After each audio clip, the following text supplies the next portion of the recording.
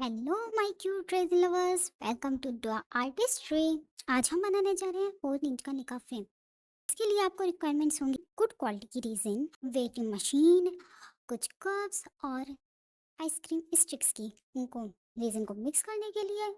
और आपको कप्स सिर्फ पेपर वाले कप्स नहीं लेने हैं, आपको लेना है प्लास्टिक कप्स। जो ट्रांसपेरेंट प्लास्टिक कप होते हैं ना, आपको वो ट्रांसपेरेंट प्लास्टिक कप्स यूज़ करने हैं।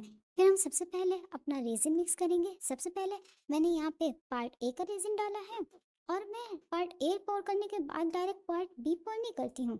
मैं सबसे पहले पार्ट ए डालने के बाद उसको थोड़ा-सा स्टर करती हूँ, ताकि जो रेज़िन है वो ईज़िली सेंटर में आ जाए।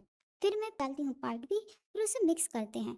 देखिए, जैसे मैं इस पे बिल्कुल स्लोली-स्लोली मिक्स कर रही हूँ ना, आपको भी बिल्कुल ऐसे ही स्लोली-स्लोली मिक्स करना है। आपको बिल्कुल भी जल्दबाज़ी में जल्दी-जल्दी मिक्स नहीं करना।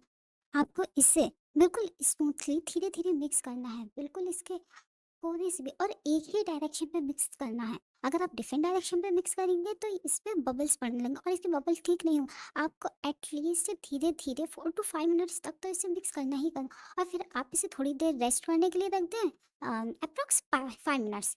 इतना आप इसको रेस्ट करने के लिए रख दीजिए। तब तक हम अपने मोल्ड पर वर्क करते हैं। सबसे पहले हमें अपने मोल्ड को अच्छे से क्लीन कर लेना है। अगर आपका न्यू मोल्ड भी है तब भी आप उसे अच्छे से क्लीन कर लें। आप उसे वॉश नहीं करें। न्यू मोल्ड है तो आप उसे टेप से जैसे मैं कर रही हूँ, टेप से अपने मोल्ड को क्लीन करिए, वैसे आप भी मोल्ड को क्लीन कर लें। और मैंने अपने रेज़िन में वाइट माइका पाउडर ऐड किया है। वाइट माइका पाउडर हम अपने फ्रेम पर डालेंगे।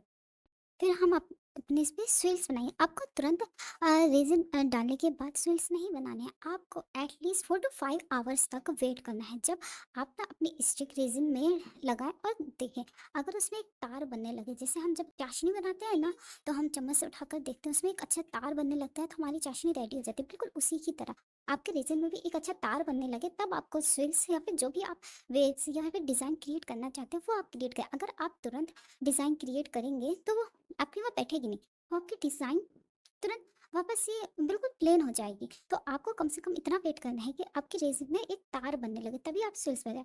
मैं तो यहाँ पे, मुझे स्विल्स बनाने में इतना मज़ा आ रहा था, तो मैं तो यहाँ खेलने ही लगी थी। लेकिन आपने खेलना नहीं है, आपने स्विल्स अच्छे से बनाने हैं। फिर स्विल्स बनाने के बाद हम इसे एटलीस्ट 24 आवर्स तक ड्राई करने को रखेंगे। फिर उसके बाद आप इस पे विनाइल स्टिकर लगाएँगे। विनाइल स्टिकर लगाना सच में बहुत बड़ा मसला होता है। बड़ी मुश्किल से मैंने फर्स्ट टाइम विनाइल यूज़ करा था, और मुझे थोड़ी दिक्कत आई थी, लेकिन लगाने में भी बड़ा मज़ा आया था। विनाइल स्टिकर लगाने के बाद हम इस पे क्रश ग्लास लगाएँगे। और हाँ, क्रश ग्लास की एक टिप ये है कि आप हमेशा क्रश ग्लास को वॉश करके लगाएँ, इससे उसमें शाइन बहुत अच्छी आती है। फिर हम क्रश ग्लास लगाने के बाद इस पे एक बार फिर ट्रांसपेरेंट रेज़िन डालेंगे, और इसे अच्छे से पोर करेंगे, और इसे ढक देंगे ताकि हमारे रेजिन पर कोई भी डस्ट नहीं आए, और हमारा आर्टिकल बिल्कुल स्मूथ ग्लॉसी लाइक फिनिश दे।